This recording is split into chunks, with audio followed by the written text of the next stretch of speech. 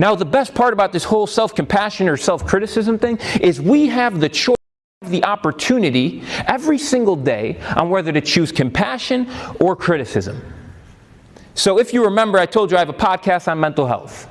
Now, I was trying to get a lady on the show recently. Her name was Jen Selter. For those that don't know Jen, she was like the OG influencer. She was influencing before influencing was a thing, like a decade ago. She's now got 30 million followers across social media. She's admittedly beautiful, so much so that she was my high school crush. So much so that I found her email online and I asked her to high school prom over email. I'm not kidding. It was the first time in my life I've ever been ghosted. But I tell you that story because she's also been very open about her mental health.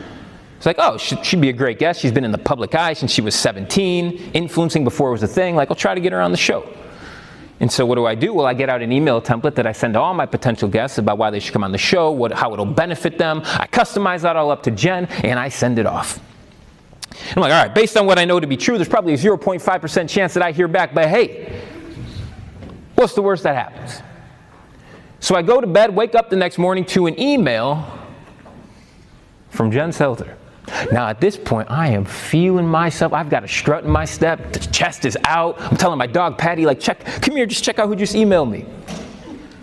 And then I opened up the email and I said, oh, excuse my language, oh shit.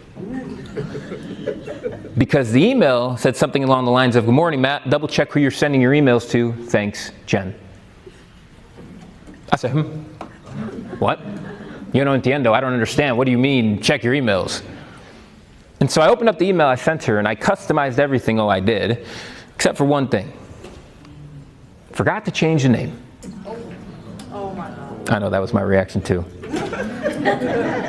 Forgot to change the name. So the last person I sent an email to, her name was Marissa. I said, hi Marissa to Jen. Jen's name's not Marissa. You can see how that went down. 0 for 2. But I tell you that story because in that moment, I started to beat myself to a pulp. Matt, you idiot, how could you screw this up? You've never paid enough attention to detail. This was your one chance with Jen Selter. Maybe you should just quit the podcast altogether. And I stopped myself, and I can't stress this enough. The first, the biggest, the most important step towards any sort of change that you want to make in any arena of your life is simply awareness